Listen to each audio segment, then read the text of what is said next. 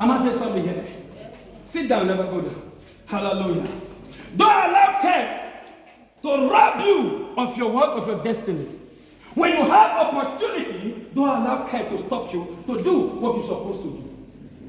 If you study my life very well, I don't play with destiny. Do you know me like that? Are you sure? I don't joke with destiny. My 1 naira, I can spend it to make sure my vision run. Let ugly beat me. Let ugly beat me. If I'm hungry today, I will not be hungry tomorrow. But it is a sin and a curse for me to be hungry today and still hungry tomorrow. And somebody say, I don't have money. I don't have money to start business. That is a curse. You don't know. You don't need to have much money before you start business. If you are hoping to start business with 1 million, you are a thief. Start business with 1,000 naira. Go to market and buy pure water and sell. You are a girl. You cannot change hands when it comes to money. You are a young girl. But everywhere you are petty in your face. Petty everywhere. But no wonder you depend on men. It's a curse. Search your family. Somebody in your family did the same. That is why you are still doing it. I must say something here. You can play with every other thing, but 2 things you should not play with in life. Don't play with your God, don't play with your destiny. Because if you do, you will give the curse in your foundation power to rob you. In the foundation of 100 people, have you not seen where you not told that 30 are progressing, but 70 are suffering? What is it? Because the 70, they allow curse to tie them down. So you are the one to separate yourself among your mother's children, among your father's children. Tell yourself, my case is different. Am I still talking to somebody here? Yes, sir. Hallelujah. Yes, so nobody made you a slave. You can make yourself a slave. You are the one that make yourself what? A slave. Tell yourself, my case is different. My case is different. Say the other class, say my case is different. My case is different. Amen. I know many pastors that started 15 years before we started living here. 15 years. Today, they are still begging me. How did you do it? Show me now. I can do anything. I can do anything. And show me. I get lion heart like you. I say, me, I don't get lion heart. I have chicken heart. Won't stop me on the road. Say, my bishop. I said, no, I'm not a bishop. I am a pastor. I'm not here to become a bishop. And I don't even like bishop name. Bishop name is meant for people like Eri because they have lion heart. Hallelujah. I must say something here. Yes, sir. Sit down, never go down. Hear me, child of God. Don't allow curse to take you for granted in your father's house. How do I overcome curse? You first of all study your father, study your mother. Then you ask the question, study their fathers. Your mother's father, your mother's mother, your father's father, your father's mother, your paternal and maternal grandfathers. I must say something here. Study them. Look at the things that stop them. Then tell yourself, it will not stop me. Then after that, look at the life of your senior brother, your elders in the family, your senior sister, your senior brother. Study what affected them. Tell yourself, this thing will not affect me. Life is not about, I'm not going to marry this man. This man, my mama suffer from my papa. So if I want to marry, I'm waiting for a rich man, a rich man. There is no rich man anywhere. There is rich someone. I must say something here.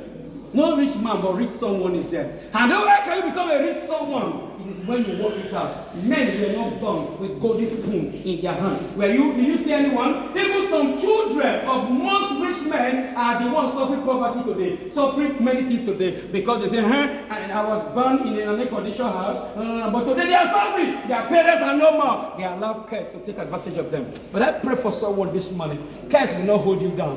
What stop people in your father's house will not stop you. Amen. Hallelujah. Hallelujah. We are closing soon, people of God. So that curse must be uprooted. That curse must be what? Uprooted. A curse is a satanic implementation planted by the wicked or a superior against someone. No, you know the truth already. When we read Bible, turn it upside down, read it. Turn it upside down, turn it down, up, read it. You already know that you are. This thing we are talking about is you are experiencing it. How can you be under the edge of accountability? No man can to pay your birthright. All they do is to burn for you there, burn for you there, burn for you there, burn for you there. That man is not a fool. It's by grace you later see them marry you. They are using you to raise children. They are using you to raise generation. So they can change mind at any time. If you have not dealt with your work, the curse in your foundation. That is why a wise woman should not open her body for this man to plant seed, whereas you know the man has not paid you. It is foolishness for you to allow a man to plant seed in you, whereas the man is not yet what? Ready to marry. How much say something here? What brought me to be teaching marriages every Wednesday now? Because what I see, the future I see in life of our youth. There's going to become there's going to become a colossal problem, a colossal mistake in future, a colossal tears when it comes to marriage. If marriage issue is not yet addressed, because it's going to give curse advantage, more advantage to work against homes. Because home is a secret of a mental source of success. Am I saying something here? Am I talking to somebody here? Hallelujah. Study your father, study your mother.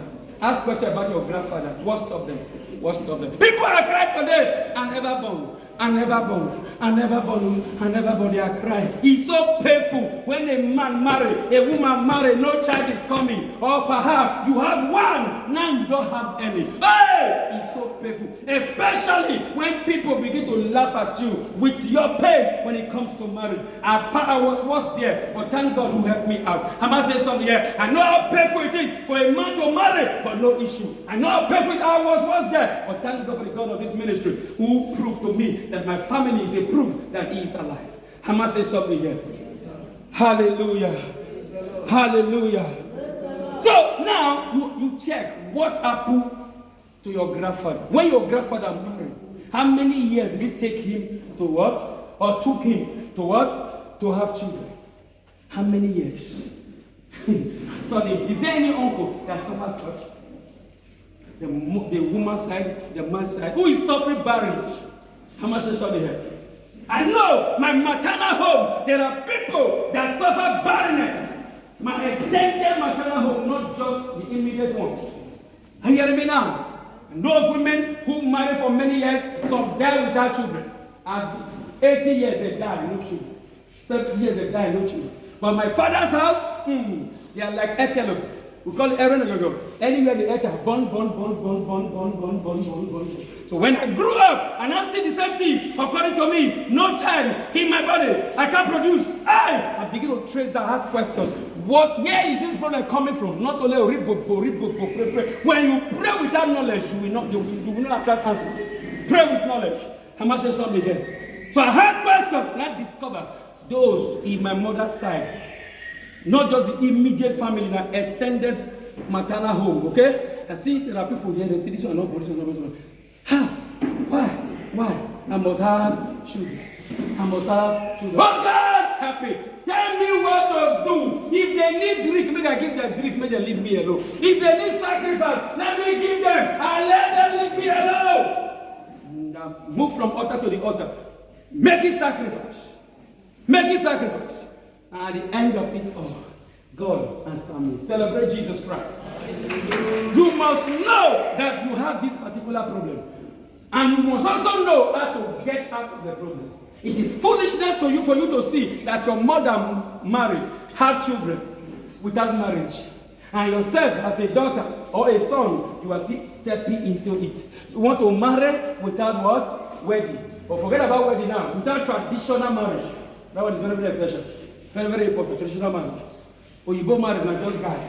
I must say something first. Now, it is really foolish of you to enter such marriage, raising children like your mother raised. You should know that your marriage has no future. Has no future.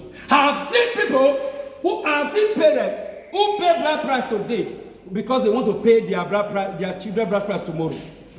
Their daughter bride price tomorrow. They have to go home and pay today. Is it not a curse?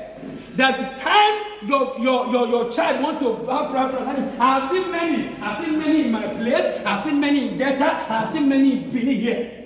That it is when they want to, because either your papa died, they now want to bury your papa. They say, go and pay bride price. That is a curse. Your papa not enjoy it. Or because your daughter want to marry, they say, you don't go to marry until you pay your own first. It's a curse, it's not a blessing. So youth who are still single now, advise yourself. Advise yourself. And it's also a shame for you at your adult, at your mature age, a lady of 25 years, a lady of 20 years, it is now your father want to go and buy you from your what? From your maternal home, your people's home. Buy you! Which like God, a baby recognize his roots at the point of birth. At the point of birth.